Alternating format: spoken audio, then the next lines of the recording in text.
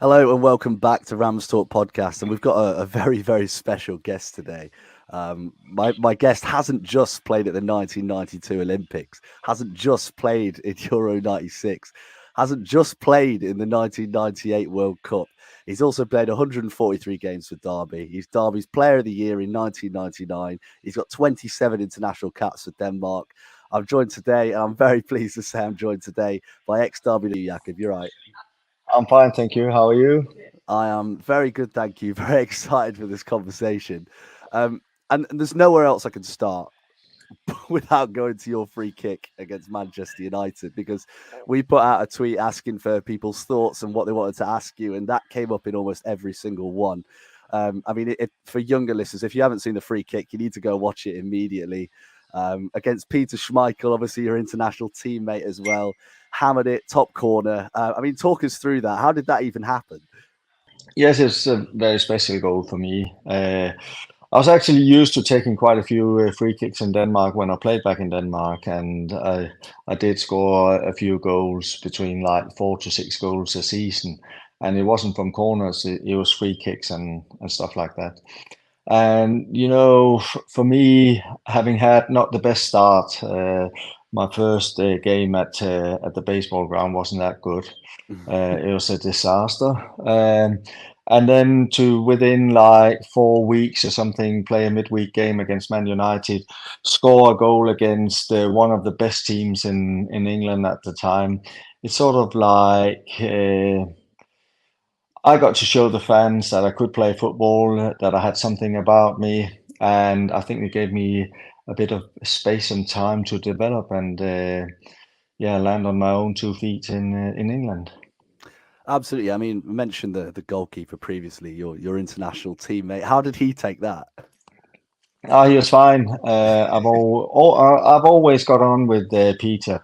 He had a lot of respect for what I did because he'd been here in or played in the Premier League for quite a few years before I came, and he knew how hard it was to get to settle in, to play in the league, and for me to come over and actually play more or less like 90 minutes in every game the first season. He had a lot of respect for me, and vice versa. I liked his attitude towards being a good professional and wanting to win games and that. So we had a good relationship. Sounds good. And I just want to cast your mind back, all the way back to the summer of 1995. Derby have put in a bid for you. You're playing in obviously the Danish top division for Silkeborg. Is that how you say it? Is that Yes, right? Yeah, good. yes. I'll take that. I mean, Derby have obviously just been promoted to the Premier League. What's going through your head when that offer comes in? I've actually known for it for quite a while, or a long time. I think it actually started in, I think Derby came in for me, I think it's like October, November, just before they signed Igor, Mm. when they were actually in the championship. And they came over and watched me. They'd watched me play quite a few games, and they liked me. I had a meeting with Jim Smith at Silkeborg, and we got on, and he liked me, and I liked him, and everything was more or less clear. I think at the time I was probably uh, what was it, 23 or something, and I think that's what I've been told. He was like, "I like you, but at the moment we have big problems. I need somebody with a bit more experience than that." And he said, "But I like you, and I want you to come to Derby, but I'll take Igor." And I was sort of told like, if you keep playing like you do at the moment, and have those high standards and everything, we'll come back for you. And the only thing is like, if we get promoted, we'll 100% come back for you. And then what happened actually is that Igor came to Derby and they started winning games they couldn't lose. And for me, it was like, oh, this is fantastic. And then obviously, was it March something, Derby started to lose a couple of games. So the game against Crystal Palace at the baseball ground for me was the most important game that weekend because I knew that if Derby got promoted, it was like, let's say, 95% sure that I was coming to Derby. So, yeah. Yeah, I mean, it must have been strange, mustn't it? Obviously, Jim Smith's come and told you that he wants you, and you're sort of watching from afar. Was it difficult at times to focus on your own football whilst all that was going on in your head? No, not at all. I have to say, not at all. Um, I mean, I had my international career to think Mm, about. Silkeborg, we were one of the top teams in those days. We'd finished, I think, is something like fourth, third, won it, and then third, and something like that. So no, we had a good team. I just enjoyed playing football. You don't think too much about it. I knew that I just had to perform, and that was it. I like it when it's down to me to to make sure that things happen, and that's how I felt in this case. That if I kept performing, and it looked like Derby was doing really well at the moment, so no, it was not a problem at all. no, that's quality, and obviously moving to a new country in England, very very different. I can imagine, especially back then, to Denmark. I mean, how did you find initially moving over? It's actually not such a big difference because the English people and the Danish people share a bit of the same kind of humor, and the weather is more or less the same. I know everybody says it rains in England, but I'll tell you one thing, in Denmark it rains a lot more. And I've always wanted to come to England, and because we taught English at school from an early age, there wasn't a language barrier or anything, so it was actually quite easy. And I have to say, when I first came to Derby, the first time I met my new teammates we were going to La Manga on sort of a pre-season tour with our wives or girlfriends, and all the players were fantastic. I thought, like, yeah, but I'm competing against you guys. I wouldn't be as nice as you are, but they were fantastic and just welcomed me with open arms, and yeah, so it wasn't hard. It wasn't hard. Uh, Yeah, and, and else, another thing is also, I think at the time there was it, at Derby we were quite professional in the way our attitude towards things and games and training and that. And I've always been 100% focused and professional. So I also think that helped me, like with my teammates and that. yeah. I was going to say, I was going to ask you about that dressing room because you obviously joined at a time where I think it was just starting to happen, where players from abroad were coming to play and play in the Championship, play in the Premier League. Do you think it helped you a little bit that there were players like you mentioned, Igor Stimac, that had already moved over and already made that transition from European football to the English game? Yes, I mean, also lived on the same road as Igor and Asanovic, and that helped me. And we sort of formed a bond and got to know each other. And also, like you say, with the culture at Derby was like, we want to train. We are here to improve, to get better. Our attitude towards games was like, we prepare right. We don't go out and have a drink and then say, "Oh, we do a lot of team bonding." And I'll tell you in a bit about an episode we had. So for me, like that was really easy. And obviously, the first I came to Derby when they'd just been promoted to the Premier League, so it's easy. Everybody's focused. Everybody wants to stay up. And then the second year, we got the two Italians. We got Lars Bohinen, and I think some of the English players that Jim Smith brought in. They had a very good attitude towards training and playing football and wanting to improve themselves. They'd not. They might have been brought up at other clubs with, the famous drinking culture, but they were not like that. So you just have to give credit to Jim Smith and his scouting network, because they obviously found the players that could gel together and sort of had the same values on the football pitch. Well, you've mentioned the episode now, Jakob. You need to, you've got to tell us Yeah, about it. yeah, but what it was is like, the first year I was at Derby, they used to do in those days is like you go drinking a couple of times a year, and we went to Blackpool and all that. But the second year, I remember, and this is how I remember it, is like, I think we had a break in, I can't remember, November or early spring. And the gaffer wanted to go to Monaco or something like that.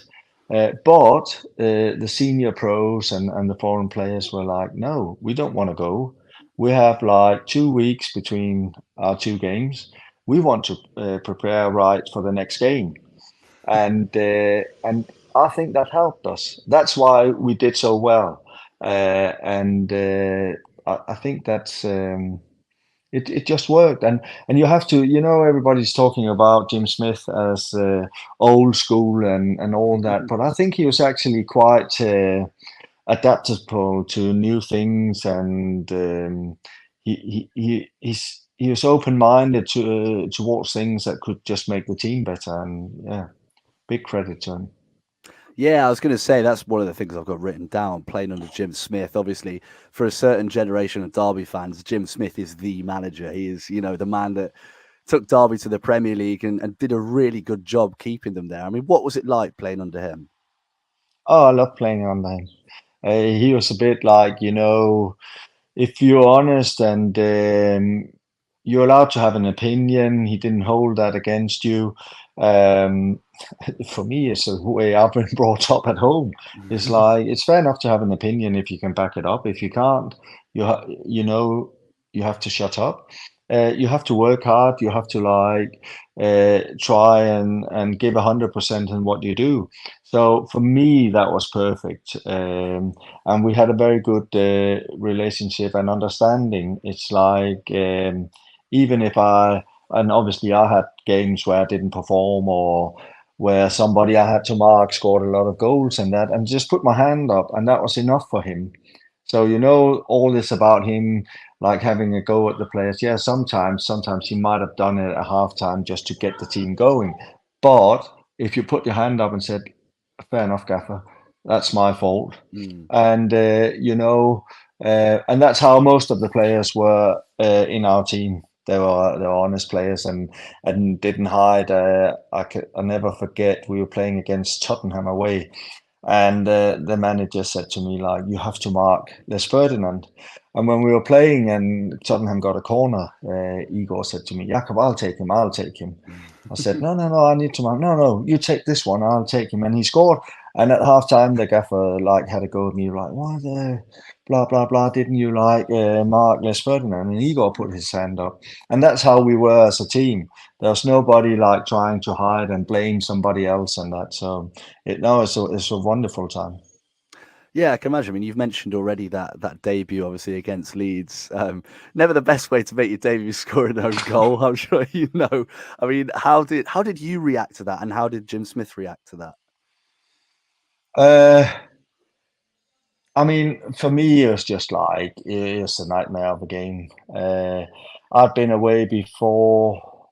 I think 5 days before with the national team, didn't have the best preparation for that game. I couldn't play in the last game, a pre-season friendly before we opened the season, and I should have even been sent off after like 3 seconds.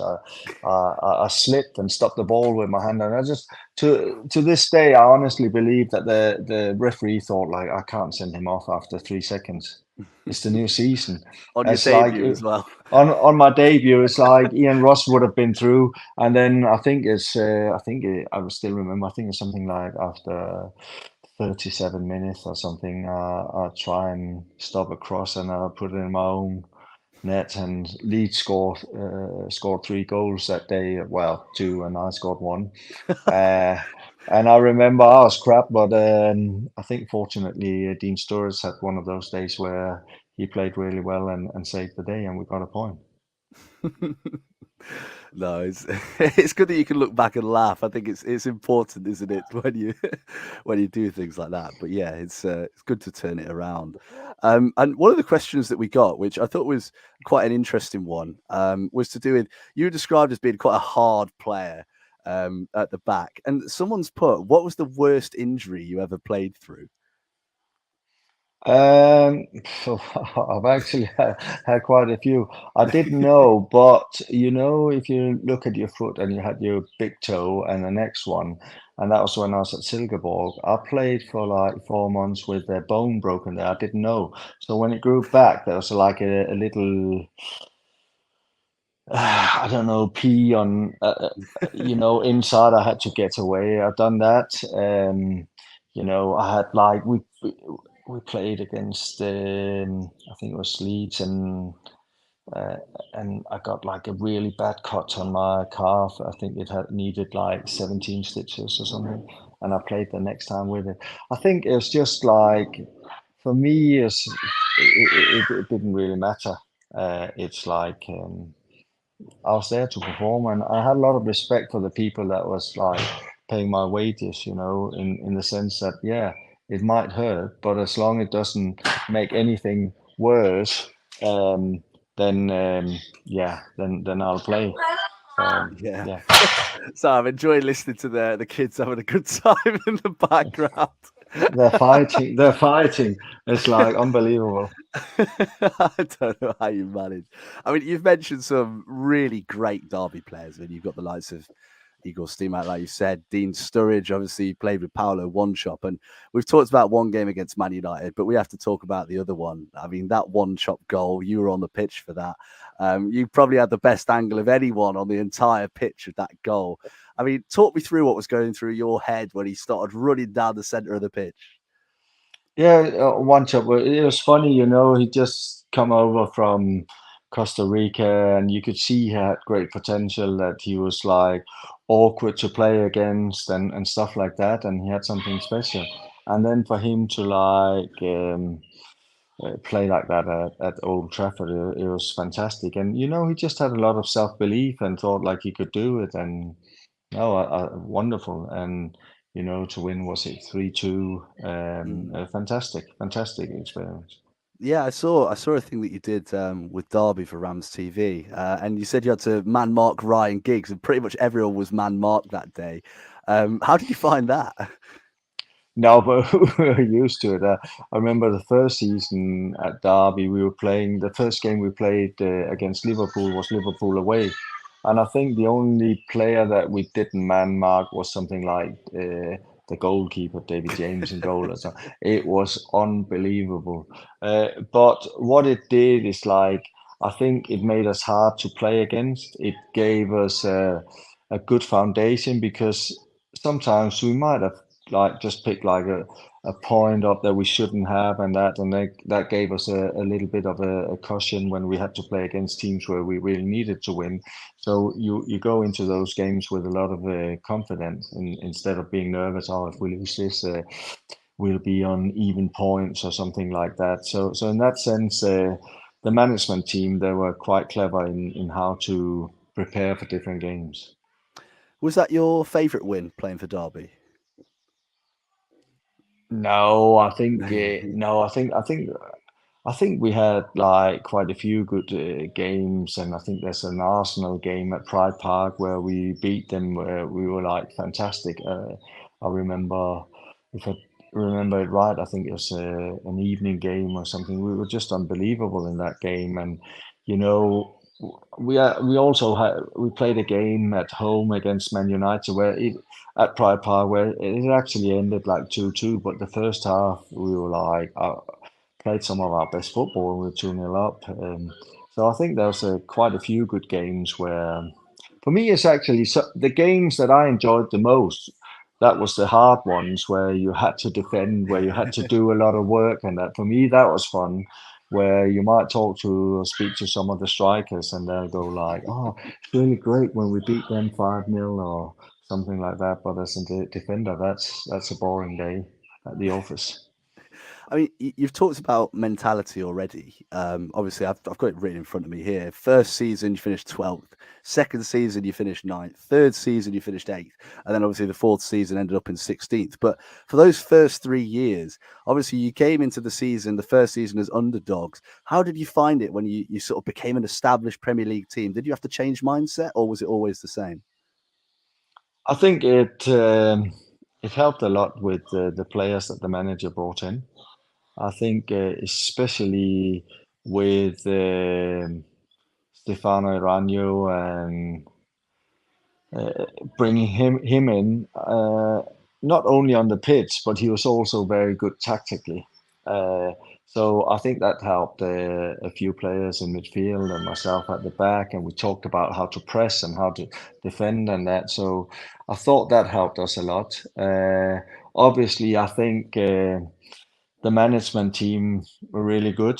Not only the manager, but we had Steve McLaren, we had Steve Round, and Billy McEwen. It was a good setup we had. Good goalkeeping coach. So I think all in all that adding that together, that was the reason why we were doing so well. Yeah, I mean, my dad's told me a lot about Steve McLaren when obviously he was at Derby at that time, and I mean, I don't know how true this is, but apparently a lot of the cutting edge sports science stuff came through him, and he brought a lot of that into the club, and obviously tried to help you guys out. How important was he to the success under Jim Smith? Very important. I think they were like a very good team together. I think they were very good at one do this and the other one just bounce off the other, and one have a go at a player, another one picks them up, and what I think sometimes what Jim Smith doesn't get enough recognition for is that tactically he was quite okay, but it was only in pre-season because when the season started, um, he was so temperamental that sometimes he forgot what he wanted to do, maybe at halftime and that. But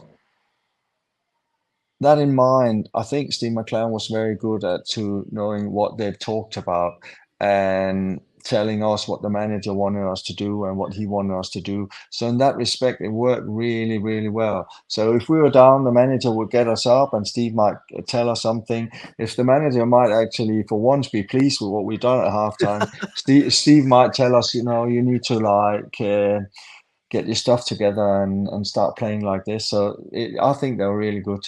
I think they're really good, and I think a lot of the stuff they hadn't planned. They were just like, yeah, off the cuff. You say the rare times when Jim Smith was pleased at half time. Was he a tough man to please? Yes, he was. He just wanted to win.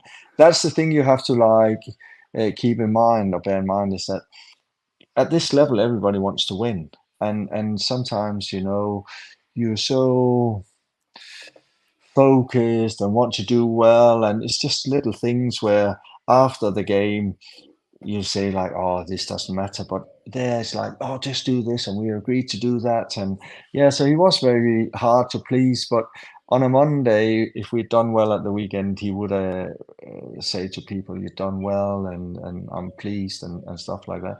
But it's also, if you take the foot off the pedal, sometimes it goes sideways, and I think he was afraid of things doing that, so he kept people in a straight line, and it worked. It was really good. Yeah, I think that's probably the right mentality to have, isn't it? Yeah. And you've mentioned already, as I said, a lot of players. Who was the best player you ever played with at Derby? You don't have to name one; you can name a few. But who are your favourites to play with? You can't. It's very difficult to say like who's the best player because somebody might have a really good like season. Some might have a good partnership with somebody in midfield. Up front. It's like we had two good strikers. Mm, We had Dean Sturridge and we had like Paulo Wanchope. But in my point of view, they couldn't play together. That mm. didn't work. So it's like to say one was better than the other. I wouldn't say that. I'd say we had two great strikers who could really perform. We had like in defense, I think in defense we had some really good players, and we had a very good partnership that if we'd stay together and we'd had like Igor at his best, and we'd kept Gary Rowett and also Christian Daly and myself, we would have had like four players for those three places to compete, and one might be injured, one might be suspended, and that would have been really, really good. I think that would have made us even better. Yeah, so one of the things I did notice is that you're one of very few players that played at for Derby, both at the baseball grounds and at Pride Park. Obviously, I am too young. I'm sorry, this will make you feel really old, but I'm too young to have ever gone to the baseball ground.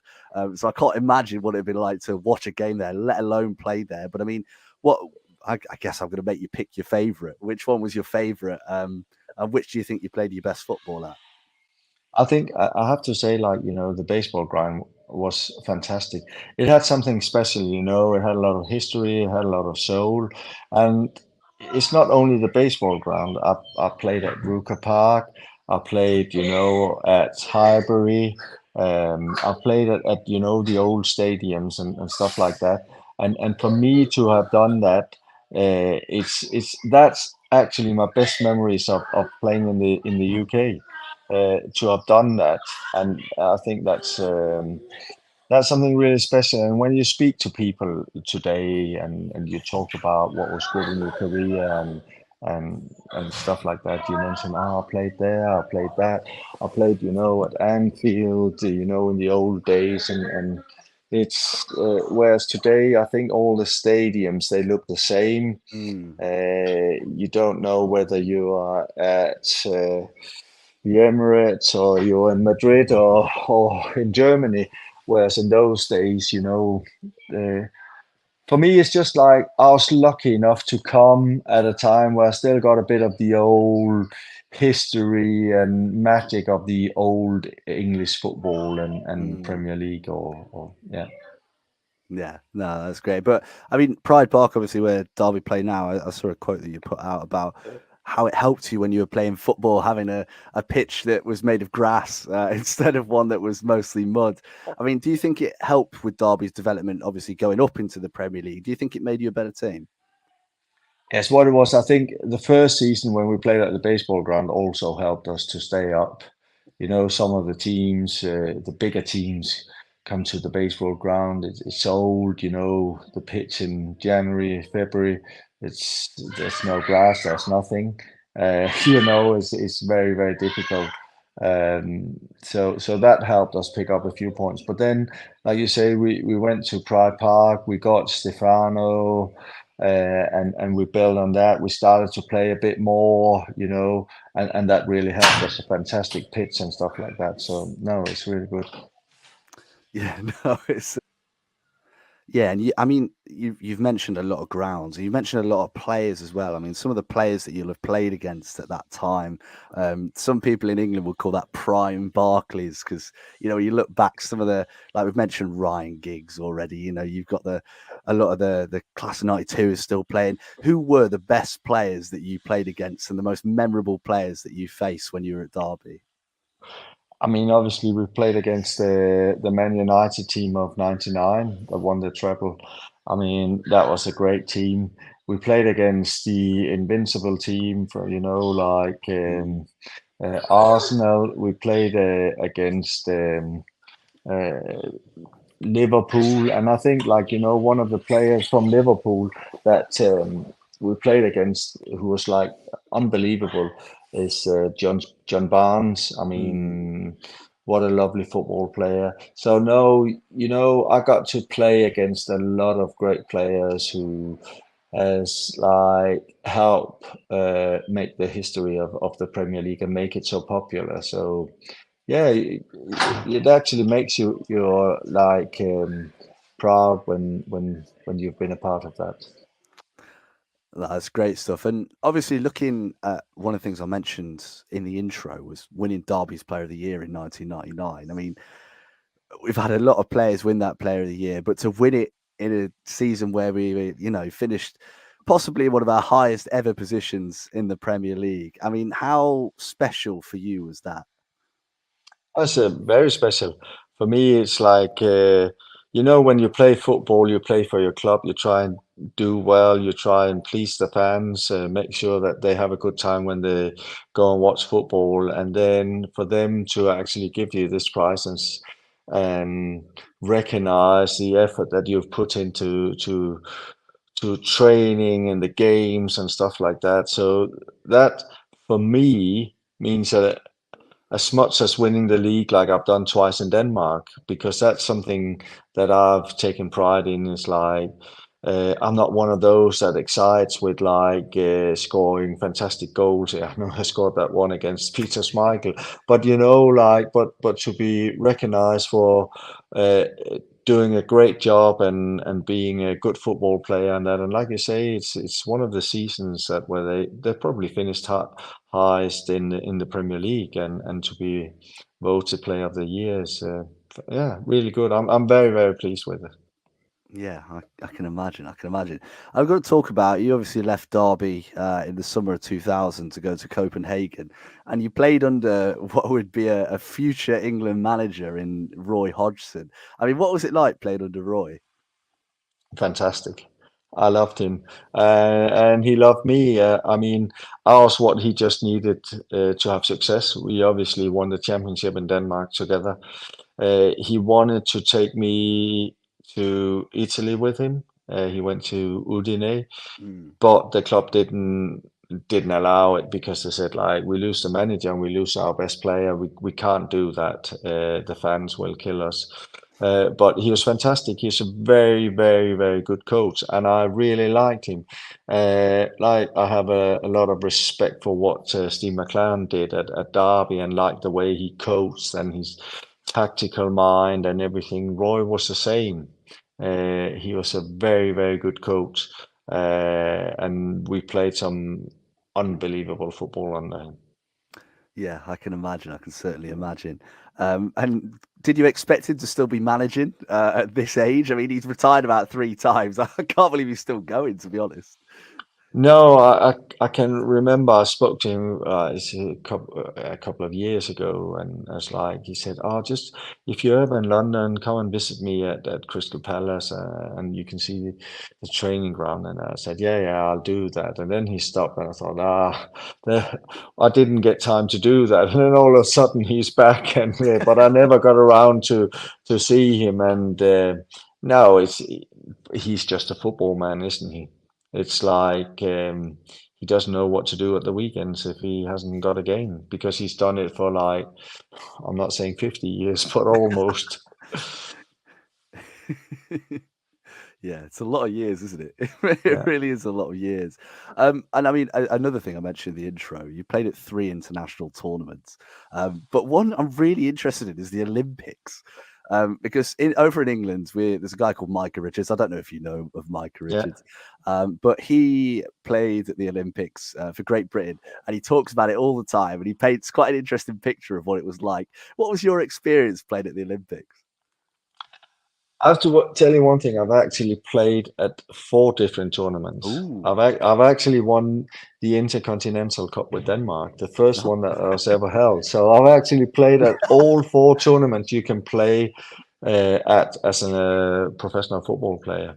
Uh, but back to the Olympics, it was like we had at that time it was like the under 21 teams who qualified for the Olympics in those days, and we had like probably the best under 21 team in Europe at the time with Italy. mm, And we got to the semifinals at the European Championship for the under 21s, and we lost to Italy in 2 games. It was 0-0 down there, and we lost 1-0 at home. So, we went to the Olympics. We thought this is great. We qualified. We really want to get a medal here because we got something special. And what happened is like we land in Barcelona, we get on a coach and we drive for like, I don't know, 4 hours or something. We end up in Zaragoza, who had absolutely nothing to do with the Olympics.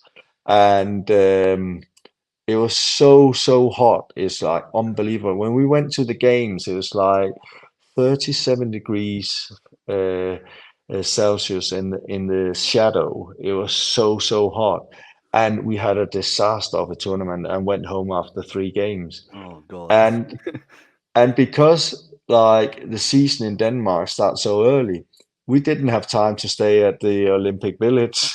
So we never experienced anything. We got the suitcase with with all the clothes, all the merchandise and all that. But to say that we participated in the Olympics, yeah, we did, but we never got to stay in the Olympic City, and that's a shame when you look at it like how it is today and all that. That would have been nice, but we didn't have time to do that. Oh, that's really disappointing, actually. Yes. But I mean, talking about a competition that was held in somewhere a little bit colder, Euro '96. Obviously, being English, we hear about that a lot. There are a lot of great memories for the English team there. I mean, what was it like? Sort of. I mean, obviously, you played in England at the time. What was it like playing an international tournament there? No, it's fantastic. It was I've been to the Intercontinental Cup and we won that, and that was in Saudi Arabia. But this was sort of like one of the big tournaments. You know, you have the World Cup and you have the European Championship. And I've established myself as an international with Denmark. I played more or less 90 minutes in all the games at the group stages. So that it was fantastic. And we went to England and we didn't have a good tournament. The team didn't gel.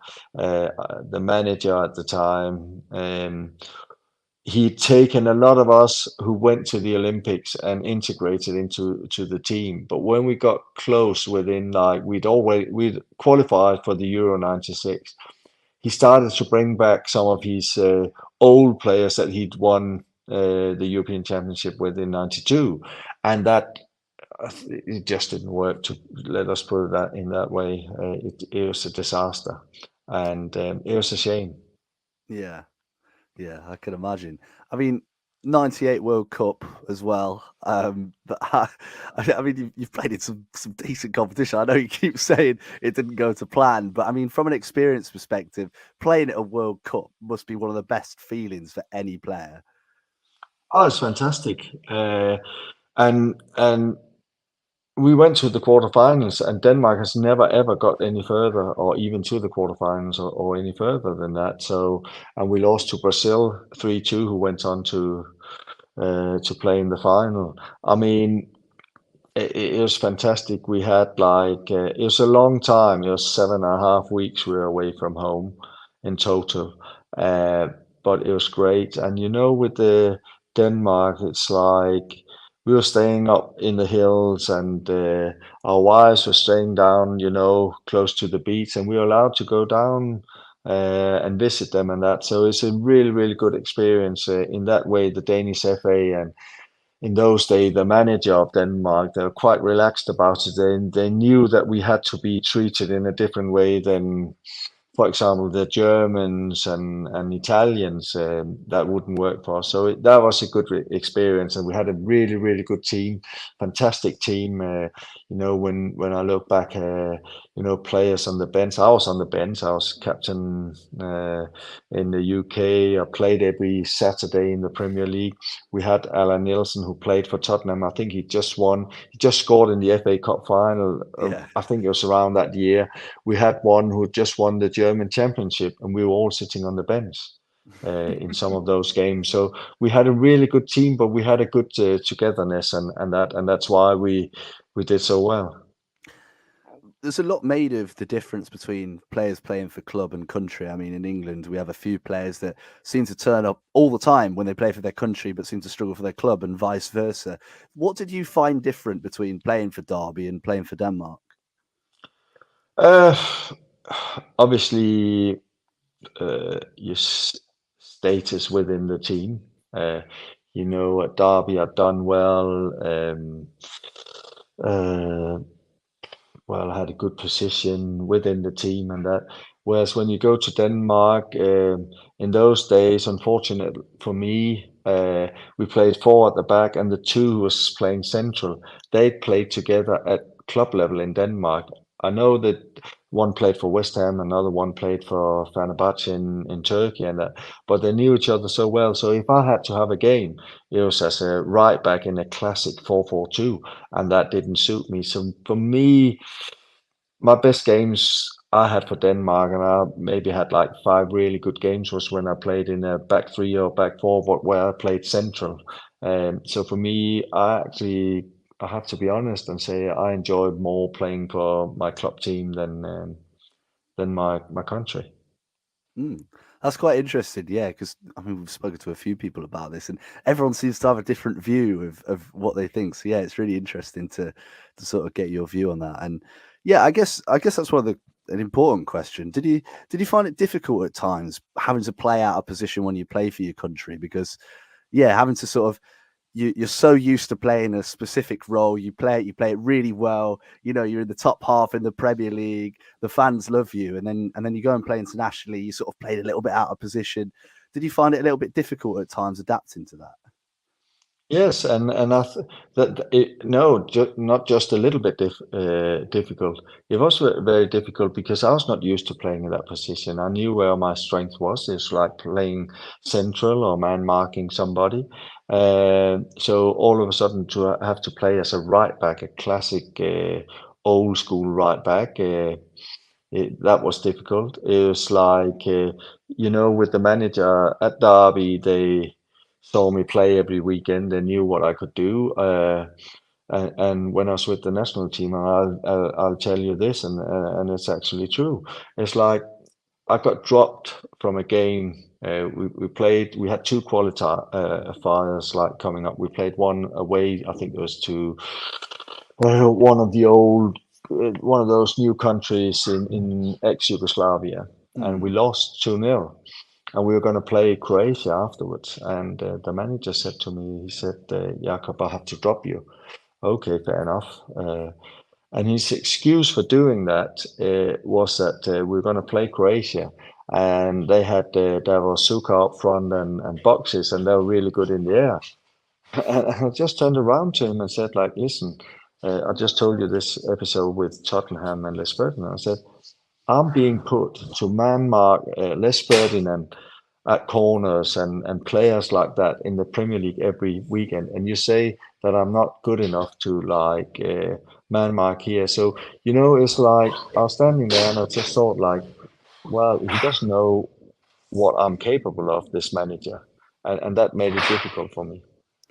yeah, yeah, I can certainly imagine. I can certainly imagine. I mean, the Derby team that you played in was obviously a team famous for its strong defence. I don't know how much you've kept up to date with the current Derby team, but there's been plenty of similarities between the team that you played in and the team from this season. Very strong at the back. Don't concede too many goals. What are your thoughts on Derby's current promotion team if you've kept up with them? I try to keep up, but it's the first result I look for on a Saturday. It's very difficult for me to watch the games because they don't show them on Danish television. We get quite a few championship games, so hopefully next season I'll be lucky enough to see some of their games. But like they look well organized. They're hard to beat, and they look like they have a really good foundation. So even in those periods during a season, and especially a season in League One where you play is 46 games, Hmm. they look like they have a foundation to go back on. So one thing Derby fans will be wondering, Jakob, is what are you up to nowadays? What do you do? I've actually just started my own thing with like a football academy, Hmm. and I think it's tomorrow. Yeah, like I pick up three ex-Liverpool players at the airport, and we're gonna have like a football camp for 2 days in Denmark because it's a bank holiday here Thursday and Friday. So Emil Heskey, Phil Babb, and David Thompson is coming over, and then we do like evening with those three players where people are coming to like listen to what they have to say, and Yeah. they tell stories and that.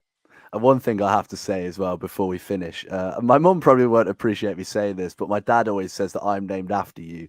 So if that doesn't make you feel either A, really old, or B, really proud, I appreciate that. I take the positive side of it. no, it's great to hear. Thank you so much for joining us today, Jakob. It's been a lot of fun recording. I've really enjoyed it. Yeah, have you got any parting messages for the Derby fans before we go? No, I just hope that I'll have a good season next season in the championship, and even in the hard times, keep supporting the team because they need that. I have to say, I do follow the team, and I saw that there's a few fans who early on in the season that's just gone started, oh, are we doing right? Are we doing well enough? And that, and I think the chairman came out and said, guys, you need to remember where we were like 12 months ago now, like 24 months ago or something. So just support the team because they need that. And I think if the fans do that, they stick together with the team, and that, I think we'll have a really good season next season. I hope you're right. You heard the man. Keep supporting the team. If you did enjoy, please do leave a like. Please do subscribe. All that sort of stuff. Thank you, everyone, for listening. And thank you very much, Jacob, for joining us.